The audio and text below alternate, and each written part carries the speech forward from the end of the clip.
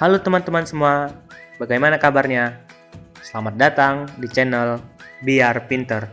Pada video kali ini saya akan menyampaikan informasi mengenai UTBK dan SBMPTN 2020. Selamat menikmati videonya teman-teman. Selamat belajar. Baiklah teman-teman, di sini saya akan menyampaikan informasi terkait UTBK dan SBMPTN 2020.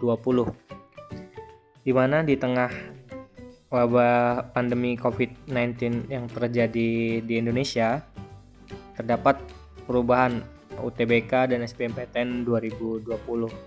Selain perubahan, ada juga ya penundaan jadwal karena hal yang tidak memungkinkan terkait pandemi COVID-19 ini.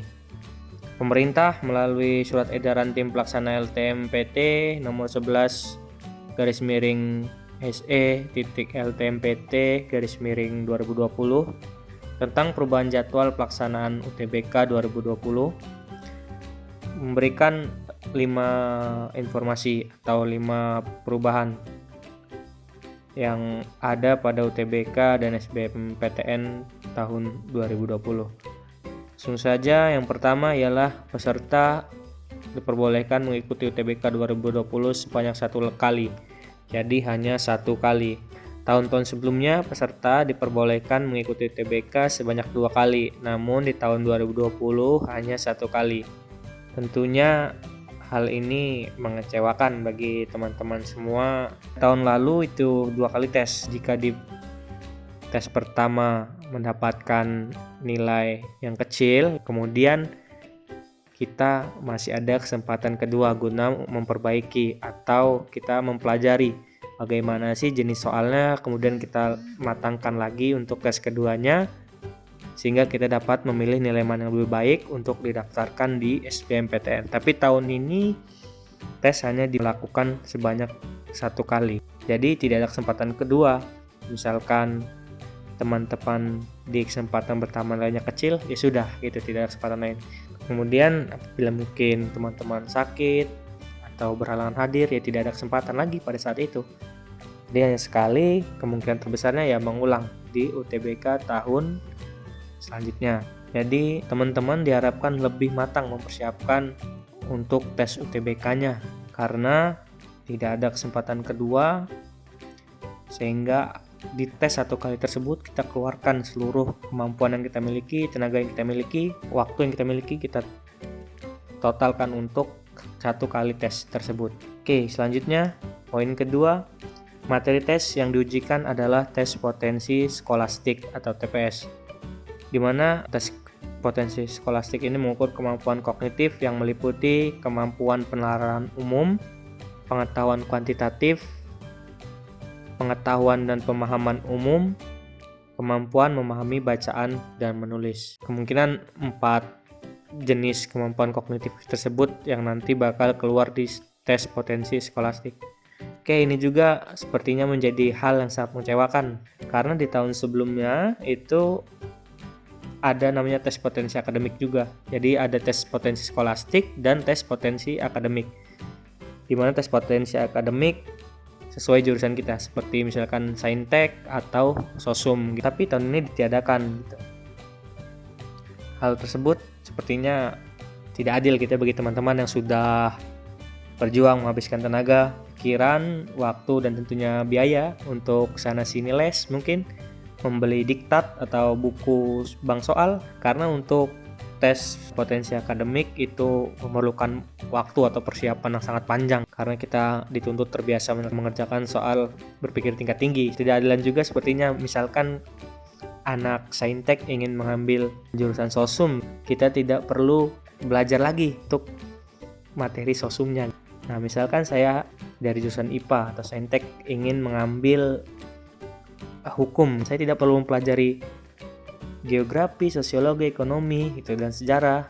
Nah, padahal itu bekal utama saya di jurusan Sosum tersebut. Itu mungkin suatu ketidakadilan. Kita ingin masuk jurusan tersebut, tapi kita nggak perlu belajar jurusan tersebut. Jadi ya sebaliknya juga, anak sosum nggak perlu belajar saintek lagi. Sejauh ini belum ada info terbaru mengenai lintas jurusan, jadi kemungkinan besar masih diperbolehkan. Walaupun mungkin ada beberapa jurusan yang tidak memperbolehkan lintas jurusan, seperti mungkin kedokteran, itu anak sosum tidak bisa mengambil.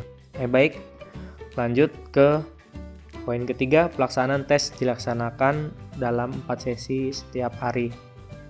Setiap hari terdapat 4 sesi, kecuali hari Jumat hanya 2 sesi, di mana kemungkinan dalam satu sesinya itu hanya 2 jam. Tahun lalu itu satu hari hanya 2 sesi, karena mungkin dalam satu sesinya itu 3,5 jam, karena ada tes potensi akademiknya. Tahun ini tidak ada, sehingga pemerintah melalui LTMPT dipadatkan menjadi 4 sesi. Kemudian poin ke-4, pendaftaran UTBK dan SBMPTN oleh peserta dilakukan 1 kali bersamaan. Nah, ini juga nih menjadi dilema. Wah, atau kekecewaan. Tahun ini UTBK dan SBMPTN itu dilaksanakan bersamaan. Jadi, pada saat pendaftaran UTBK kita langsung memilih PTN. Jurusan, misalkan saya langsung memilih mau di kampus mana, jurusan apa. Tahun lalu kita masih bisa, jadi setelah tes baru mau memilih jurusan. Kita menyesuaikan jurusan tersebut dengan nilai kita. Misalkan nilai kita bagus, kita mau masuk perguruan tinggi ini. Nah, itu masih memungkinkan karena kita sudah tahu nilai kita, baru kita masuk ke perguruan tinggi yang kita inginkan. Tapi tahun ini ya bisa dibilang faktor keberuntungan juga gitu ya, selain persiapan tentunya. Misalkan ada yang sepi peminat, nilai kalian kecil tapi bisa masuk, itu terlepas lagi dari tergantung kalian bagaimana strategi kalian dalam memilih jurusan dan perguruan tinggi yang kalian inginkan. Kalian harus sering-sering ikut tryout, tes-tes seperti itu, agar mengukur sejauh mana sih nilai saya. Jika kalian mendapatkan nilai besar terus selama tryout, ya memungkinkan kalian untuk memilih perguruan tinggi favorit atau perguruan tinggi yang kalian inginkan. Jadi pelaksanaannya pendaftaran UTBK berbarengan dan langsung pemilihan perguruan tinggi negeri dan jurusannya ya. Baru dilaksanakan pelaksanaan UTBK dan kemudian pengumuman SBMPTN. Dan yang kelima, jadwal kegiatan UTBK 2020, di mana kegiatan yang pertama pendaftaran UTBK dan SBMPTN itu tanggal 2-20 Juni. Yang kedua pelaksanaan UTBK 5-12 Juli 2020. Dan yang ketiga pengumuman SBMPTN 25 Juli 2020. Jadi gini tips untuk teman-teman, ketika pendaftaran UTBK, sebisa mungkin di tanggal 2 kalian sudah langsung mendaftar dan sudah tahu perguruan tinggi mana yang kalian inginkan. Karena kemungkinan terburuk apabila kalian telat daftar, itu bisa jadi tidak dapat tempat tes UTBK yang dekat dengan lokasi kalian. Bisa saja kalian berbeda kabupaten atau bahkan berbeda provinsi karena keterlambatan kalian mendaftar seperti itu. Karena kita masih terbatas dengan jumlah komputer yang dimiliki.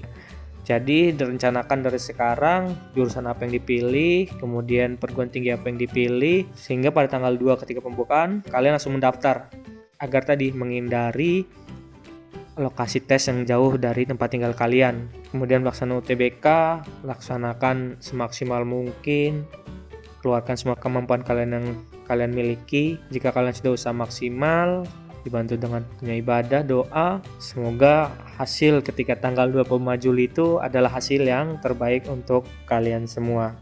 Oke teman-teman, demikianlah informasi terkait surat edaran LTMPT tahun 2020 mengenai pelaksanaan UTBK dan SBMPTN 2020 di tengah pandemi COVID-19 ini. Terima kasih teman-teman, selamat berjuang dan tentunya selamat belajar.